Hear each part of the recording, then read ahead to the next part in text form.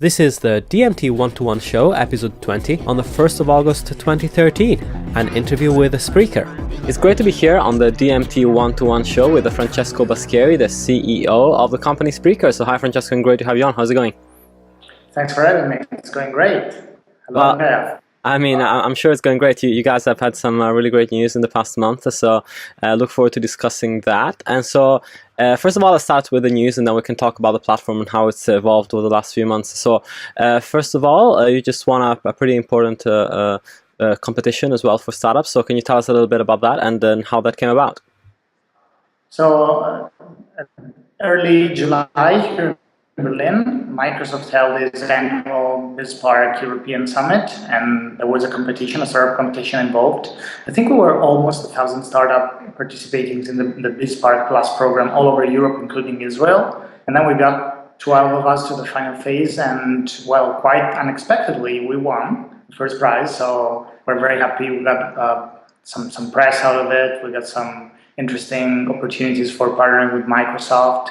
And well, of course, we're using some of their technology for our infrastructure, mainly the Azure cloud services. Yeah. And that's been great news. So it's been the first big news of the month of July, which has been very, very hectic. Yeah. Positive news for us. That's great. That's awesome. And of course, on top of that, last week you announced a really interesting partnership, which is that with a Clear Channel and iHeartRadio in particular. So that's a huge partnership given the scope of iHeartRadio at the moment, and also the necessity to have something like this come about for them as well, to offer some diversification on the programming. And so, how did that come about? And was it a fairly quick process, or have you been working on it for a long time? Well, it took us more than a year, actually. So we were first approached by Clear Channel, I think it was July 2012. And then we started the discussion. Then I think everything was drafted. The basic ideas of the partnership were drafted last November, but it took us longer than expected to close everything and even to be able to announce it. Yeah. Of course, we've been working with them for a few months now to develop part of the product they call Higher Radio Talk. Mainly, we're taking care of the ingestion system of third-party content into their platform. So a lot of our users are now able to publish their content on Higher Radio as well, but Higher Radio is also using Spreaker to ingest content made by their partners. Yeah, it's an easy cloud-based system to get their audio content and publish it. Yeah, it makes a lot of sense. I mean, I love the idea. I've been looking forward to something like this happen for a long time, where you could essentially pick what could be very niche programming. I mean, even Digital Music Trends as a show itself, which is a very niche programming, but then incorporate that within a framework of more worldwide news and perhaps a weather channel, perhaps a music channel, and that kind of giving that a structure and creating a channel that can provide you with that throughout the day. That's pretty huge. Yeah, they're very good at doing this exactly in the guys at Clear Channel. And of course, the way we're positioning our platform in comparison to iHeartRadio is that we become, or we officially are already, the farming system or the talent discovery system of iHeartRadio. Right now, this thing is limited to talk-based content, but full disclosure, we have the idea and we want to start addressing even independent music-based content. So giving people the ability to get recognition on the Clear Channel platform. Yeah. These guys own 850 radio stations in the US alone, and Higher Radio is a massive distribution platform, so they can really make or break any artist, whether talk-based or music-based. That's the key idea. Yeah, that's great. And it gives people that are producing also audio content an outlet for having a broader base, which has been true for a long time with YouTube, for example, but hasn't quite translated in the same way in audio. You could argue that perhaps SoundCloud was that platform, but it never quite is. As much as it's grown over the last 3 years, it has never gotten to the scale of YouTube, at least not yet. So to have that extra outlet in iHeartRadio and the Clear Channel, that becomes a pretty important thing for people to keep producing, and also kind of incentivize them to create better productions, right? So that they can get featured. Yeah, definitely. I mean, on the other side, Clear Channel is sending their best talents, whether DJs or even artists, to Spreaker so that they can easily create content to be posted on iRadio and Spreaker. And we already had Daft Punk, Fifth String Quartet, like literally in the last 3 or 4 days, doing small snippets on Spreaker, exclusive interviews and stuff like that. So we think this is going to be an even bigger incentive for our existing user base and our future user base to create something more compelling. Yeah, absolutely. And so how have you? How has the platform evolved over the past 6 months or 8 months since we spoke? Have you had any changes as far as the software or the way it works is concerned? We've done a lot of work behind the scenes, unfortunately, because we had to get ready for the level of service that was required for integrating with the channel, and we also did some tuning on the front end. I mean, basically, what we changed, we basically changed our whole brand image, so that it resonates better with the proposition of Spreaker on one side, like the talent platform. So you see our new logo, the star, and the new colors, and iRadio on the other side. And then we evolved a couple of like key elements in our system so that we're ready to address music producers as well, and not just top producers. So that's something we're rolling out right now. We'll give people the ability to post single MP3 tracks and aggregate them in albums instead of just posting or creating talk-based content. And that's the biggest thing which is coming out in the next few weeks. At the same time, we're heavily working on mobile. I think, of course, mobile is the key to growth and to widespread distribution of our platform. So we're actually about to relaunch our Android application that was a long time forgotten, unfortunately. And we're also coming out with a new Windows Phone 8 application. That's quite huge, considering that there aren't actually that many. I mean, there are a growing pool of applications, but I think if you bring something like Spreaker to Windows Mobile, it's pretty certain that it'll get noticed by the users because they don't have a huge amount of alternatives. So I think there's value in scarcity for a startup like us. Yeah, definitely. It's not their app store at all.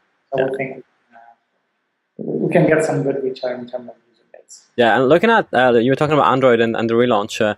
We're seeing numbers. Yesterday there were some numbers touted that said that perhaps for the first time downloads of Google Play apps have surpassed the downloads of iOS apps.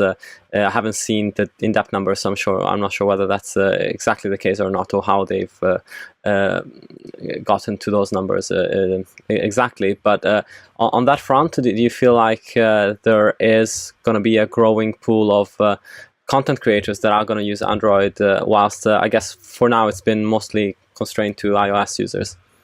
Yeah, so I mean, so far our Android application was really, I think, like 3 or 4 versions behind the iOS version, and we stopped the development. But we actually saw some stream of downloads going on Android.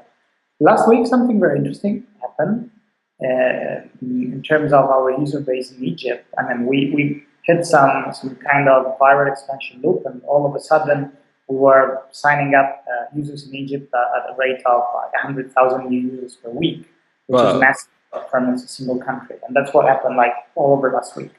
And unfortunately for us, most of the mobile users in Egypt are on Android and on iOS. So for the first time, we saw the old-fashioned Android application overrunning the iPhone app in terms of daily downloads. And well, lucky for us, we're already working on the new version of that, and we'll be ready in a month or 2.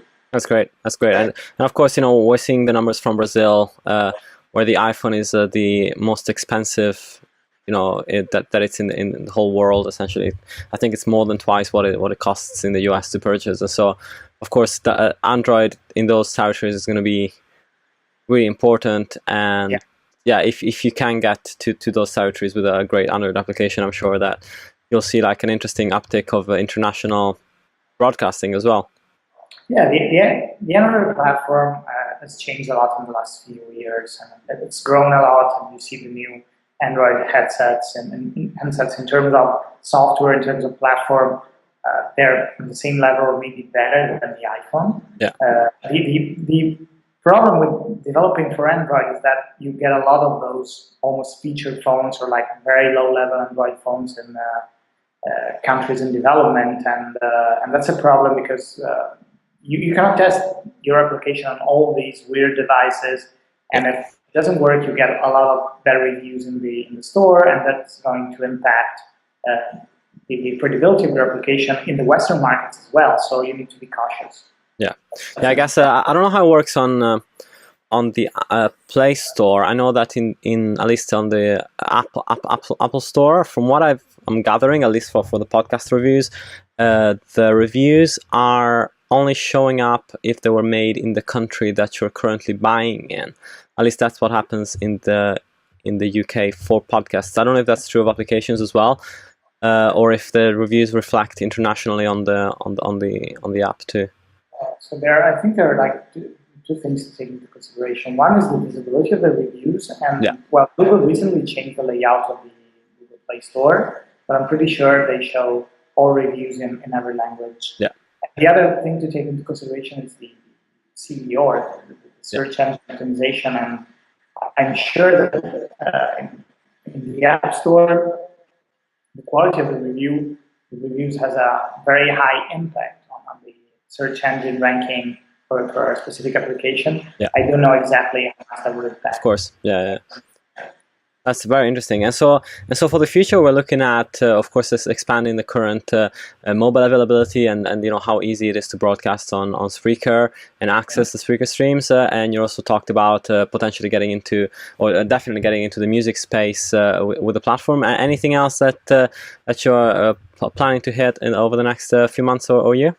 Yeah, so in September, when we'll exit the beta phase of the iHeartRadio integration, we also plan on working on a couple of features that will extend their traditional FM broadcasting and traditional FM programming.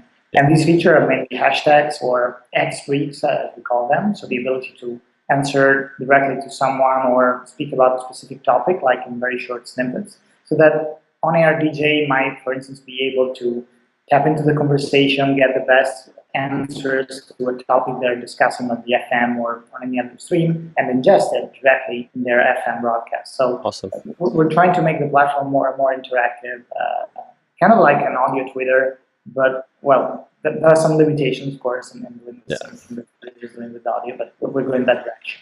That's great. That's fantastic. Well, thank you so much for the update. And people should go and check out Spreaker.com or go and download the app, especially for iOS. From what I hear, if you're on Android, bear with them. They'll have a new app out in a couple of months. And it's absolutely great to have you on the show. And good luck with everything. And I hope the US listeners, especially, are going to be checking out the new integration with iHeartRadio and see if they can build their preferred channel and find some great broadcasters in the process as well. Thank you so much. Awesome. Thank you very much. If you enjoyed the show, remember to check out our weekly music tech news show on digitalmusictrends.com.